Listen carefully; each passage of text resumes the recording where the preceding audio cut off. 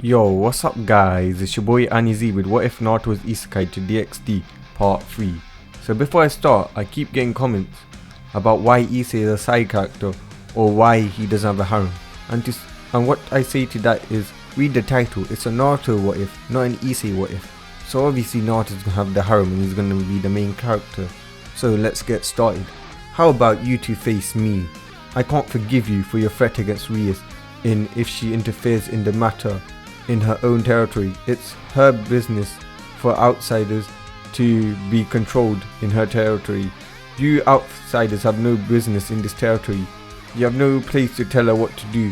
Me, her fiance, what to do, or tell her peerage what to do.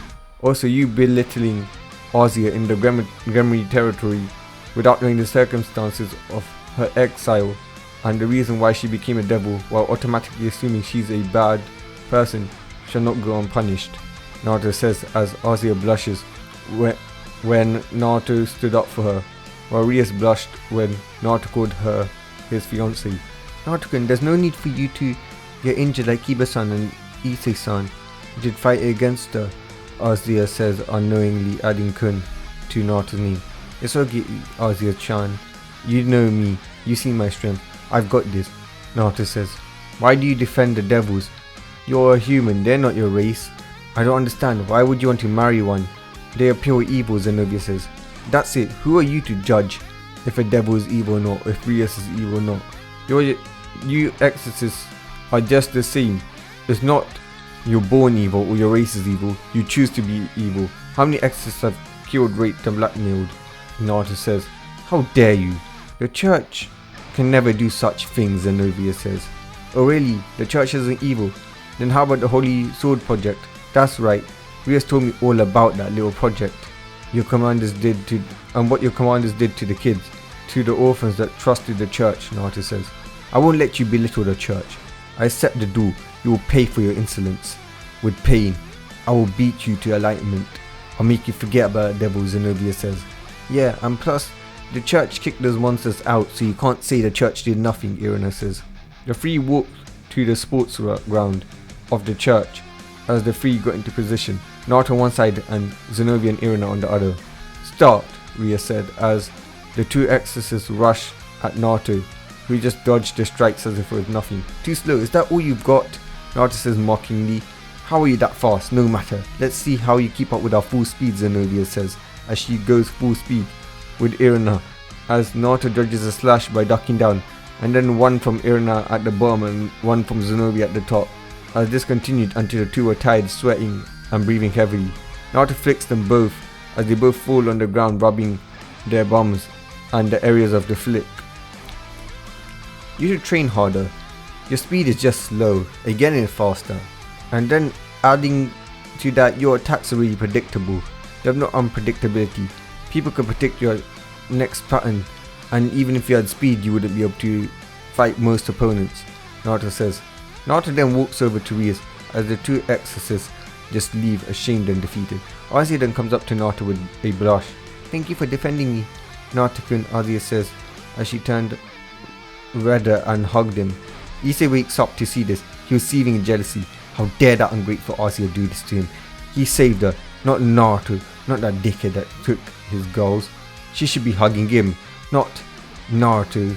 Issei would have to talk to her about this afterwards.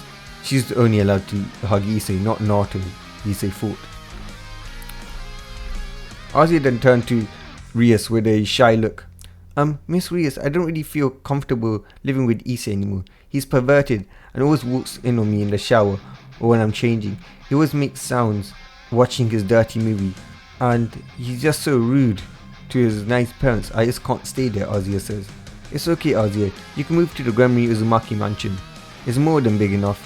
And by the way, that offers open up to anybody who wants to participate. Well, apart from Issei, Rias says. A chance to spend time with Naruto-kun? I'm in, Akeno says. It can't hurt, Naruto needs a pervert, Konoko says. But Azia, I'm not that bad, I promise to improve. You can't move in with Naruto, you can't leave me, Issei says, begging. But his tone changed to disgust when he said Naruto. Issei, what's wrong with my fiancé? I've had enough. Ever since I got engaged to Naruto, you've been so rude. I like Naruto, and so does Akeno. And maybe Ardia. Stop being jealous, it's disgusting, Rias yells. It's true, Issei. I see you as a little brother. Not anything else, said Akeno's sister, zoning him. I like you as a friend, but if you continue to hate Naruto, I won't be your friend, Azia says. Never be rude to Naruto, you pervert, said Konako, mad. Issei got mad as Naruto watched. He had noticed that Kiba had left. Wait guys, where is Kiba? Naruto says. I think he left, Konako says. We should meet up tomorrow to see if Kiba comes. If not, we will search for him, said the peerage, as they all agreed to that. As Naruto and Rias arrived home with Akeno, Konako and Azia. After helping them move in, Rias, Akeno, Azia and Konako were on the battleground, along with Grafia and Yubaluna, who was also there. So I will now be training you all personally, Naruto says as he made shadow clones. Each of you will take one of these clones who will be helping you train, Naruto says as the girls got excited at the chance to get stronger and spend time with Naruto. With Akeno, Naruto had observed Akeno. She was known for two things by her friends, her flirting antics and her sadism. It was something she had no issues with at all. She loved to tease others and make them feel uncomfortable. But what many did not know was this was merely just an act. In truth, from what Naruto had gathered, Akeno was a fragile girl. Her past before she was taken in by the Gremry family was something that brought her close to tears whenever anybody would mention it. But she didn't let anybody in because they could hurt her, like what happened in her past. Her antics were just an emotional mask, one that Naruto easily saw through, as he too had one. He saw how she interacted with her friends. It was carefully planned out to keep them with her, but also a distance away from her that would keep her safe. She knew very well her sadistic side would scare people off, and he knew emotional mask since he had worn one for a long time until he reached this world. He was a Jinchoki, a human sacrifice that was used to hold and contain Kurama, the Nine Tails. Hiding the pain is something he felt he needed to do in order to get by as a child. So in order to try and get to the root of her problems, he had left a clone with the others while personally going for the queen herself. Alright Akeno, let's see what you can do. Ara, I'll be sure to impress you, sensei, she said, adding a stuttery undertone to the title she gave him. I'm a queen piece, but I suppose you could say that I'm more of a balanced bishop. I prefer to utilize my magic in fights, leaning more towards lightning, but I can still fight without it to a degree. Okay then, show me your magic. She nodded before she summoned forth her Miko outfit and began to rain down bolts of lightning on a tree a few yards ahead of her. Naruto and Kurama watched how she used it. Sure, she was strong, but the blonde also made sure to see the girl's expression. She held herself back due to her negative emotions, which made her unable to access her full angel side. She could be as strong as a high-class devil if she were to use her full angel powers, which was about a tuning ninja ranking. If she stopped holding herself back and not utilizing her, and by utilizing her full power, her fallen angel power, with her devil power would be deadly. Rias would never lose a rating game ever again, seeing as holy lightning was really effective against devils. And the daughter of a high-class fallen angel, a cadre class fallen angel, would definitely have the power to beat almost every devil known. It was concerning to see she was pouring such negative emotions into her lightning, as he could see the pent-up anger and sorrow in her eyes when she used it. Most people wouldn't look at her eyes when she attacked, being more focused on the lightning, trying to defend himself from the lightning, but Naruto was observant. He saw this. It was definitely a red flag to him. Alright, that's enough, he said, and she complied after one last bolt schooling the features. For starters, you're skilled with your magic, and I don't think we really need to work on it. Thank you, Akeno said with a smile.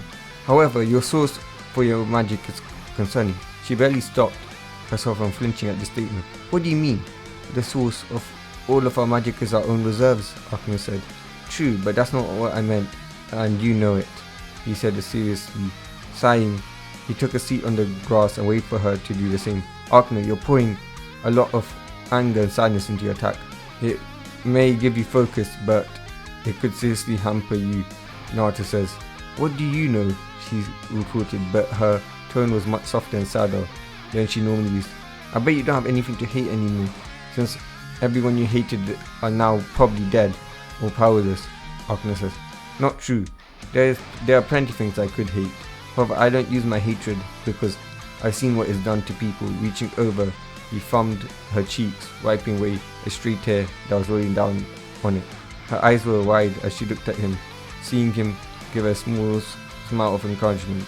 Don't let your anger control you, Akeno. It isn't worth it, Naruto said. What do you mean? She asked, looking at him confused. I once knew someone, a vile man, when I had my loyalty seals on. His name was Sasuke Uchiha. The loyalty seals tricked me into thinking that I was meant to be his best friend. I was meant to protect him. He gave it his hatred. In the end, he threw away every chance he had at happiness. He even killed the man he believed to be the source of his hatred. But it wasn't enough for him. He got nothing but pain and suffering in the end. I'm not telling you to forgive whoever hurt you, but don't let your pain control you. You will never be happy. Don't be a Sasuke Uchiha, be a Naruto Uzumaki with his loyalty seals on. Actually, don't be that, but just be a Naruto Uzumaki, Naruto said. What do you mean? She asked, looking at him confused. Sign. He pulled back his hand, much to her disappointment, and said, I once...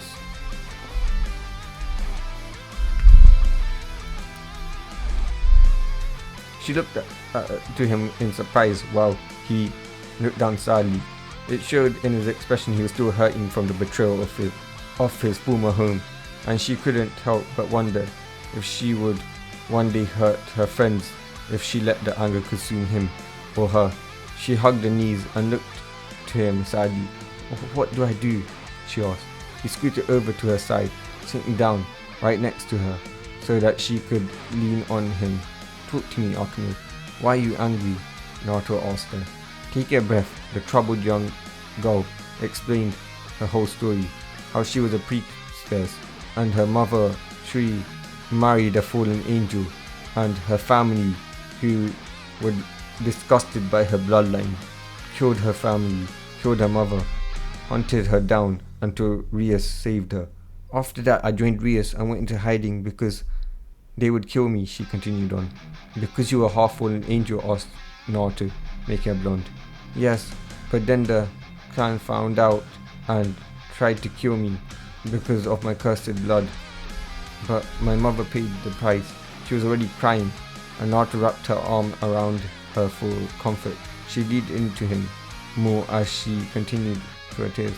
Eventually, Rias found me, since I'd been serving the Gremlin house for so long, and I doubt I could ever repay my debt to her for saving my life.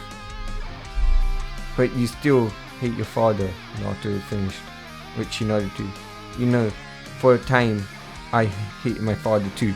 You see, he was the one who gave me what was the burden, and I ended up being seen as a symbol of what had brought my home to ruin, of what had destroyed so many lives. You could have done something else, made someone else a living sacrifice for our home.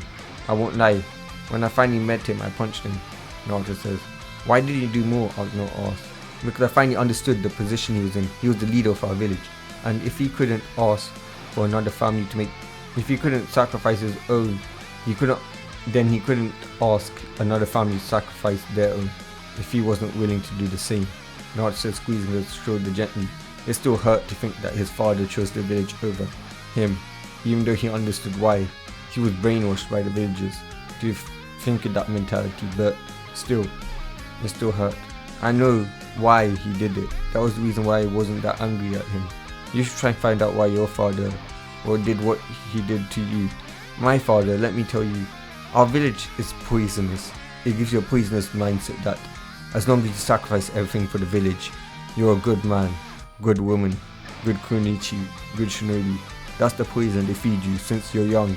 And since young people are really susceptible, they end up believing it for the rest of their lives. What I'm saying is, you don't need to forgive your father right away.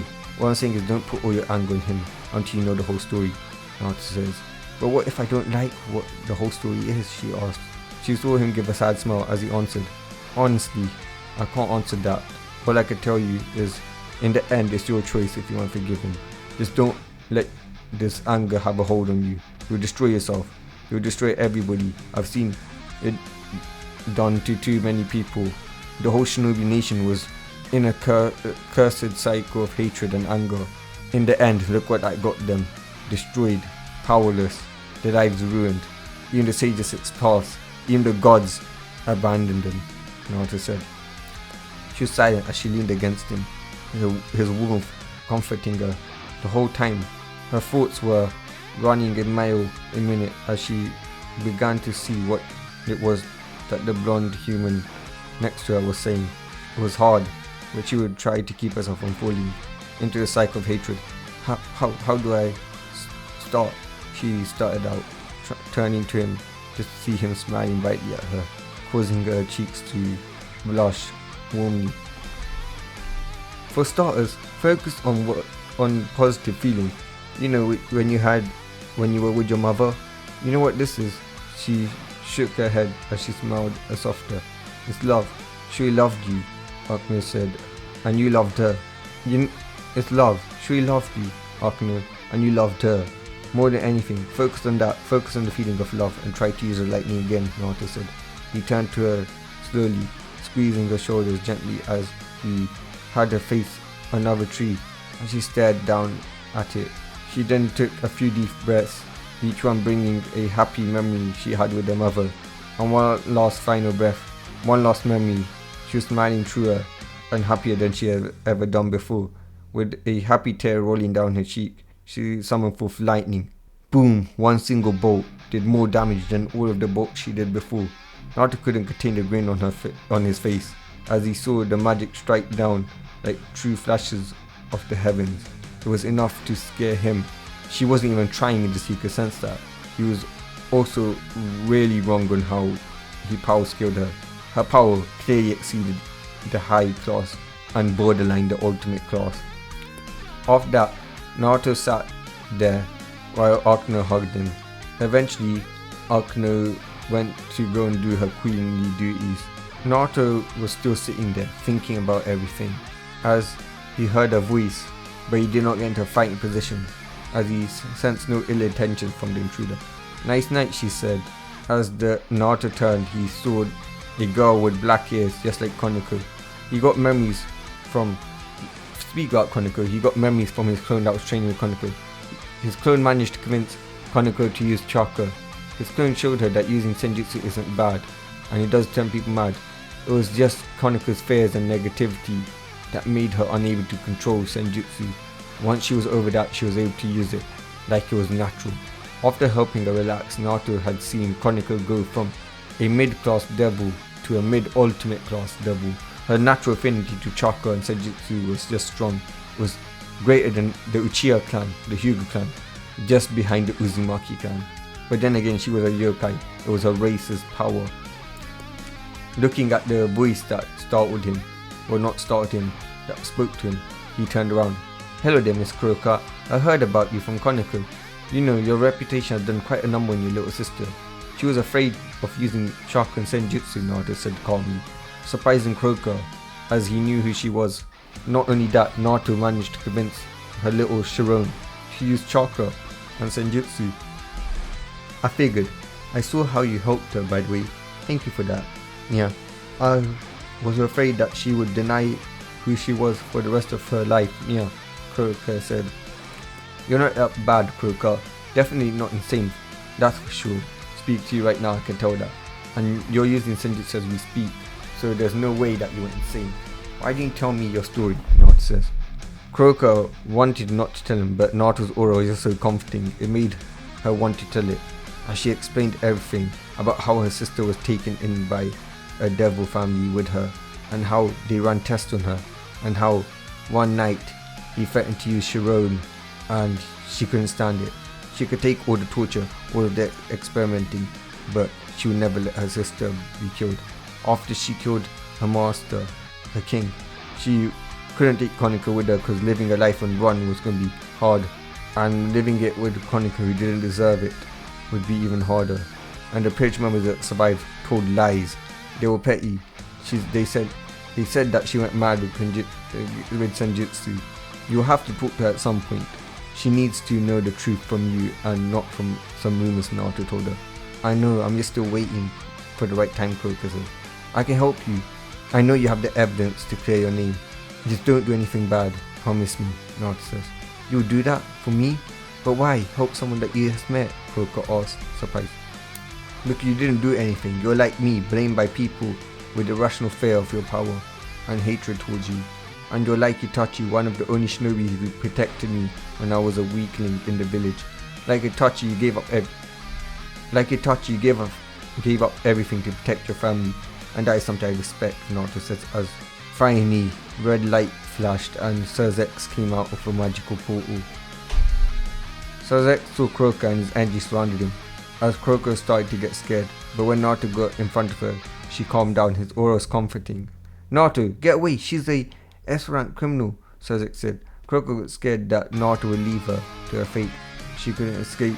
Sirzex stopped. She never did anything.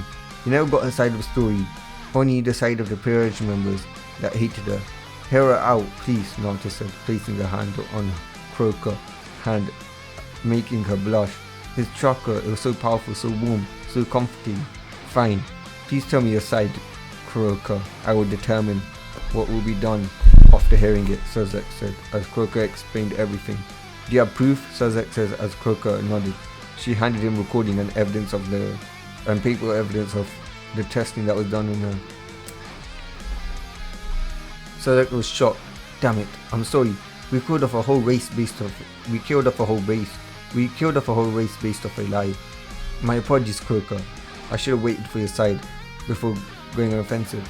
Your name is now cleared, Sirzex says as Kuroka hugged Naruto before saying thank you to Sirzex, then turning towards Naruto. Thank you. Yeah, it's all thanks to you I could go and see my little sister, she cried out. However, since you're a devil, Kuroka, you will have to transfer to a peerage, or some nobles will come after you wanting to add you to their peerage, no doubt, because of the way you look. Or if you disagree, they'll declare you a stray once again, since when masters are killed, their peerage is often the property of the family members or friends of the king. But since I made a mistake, I'll let you pick your peerage. You can pick anybody from Rias to Sona to even Naruto, even though he's not a devil, if he agrees, says Sirzex. I could join Naruto-kun. Please accept me, Naruto-kun. Take me in, Kuroka says, as Naruto accepted making a bishop. Kuroka, thanks for your trust in me. I will never break it. Never will any devil, angel, fallen angel, dragon, or any race, not even humans, will ever hurt you again. I promise you that you'll be safe. You are now my bishop and I will protect you, Naruto declares, making Kuroka blush as she gives him a peck on the lips. I'll do my best to serve you in return, she says. Naruto, Kuroka and Sirzex are then interrupted by angry Rias who stomped her way towards Naruto. She was with Akeno, Grafia and Yubaluna. When she saw Kuroka, she was shocked. What's she doing here, Naruto? Quick, get away, she's a criminal, Rias said, worried for her fiancé.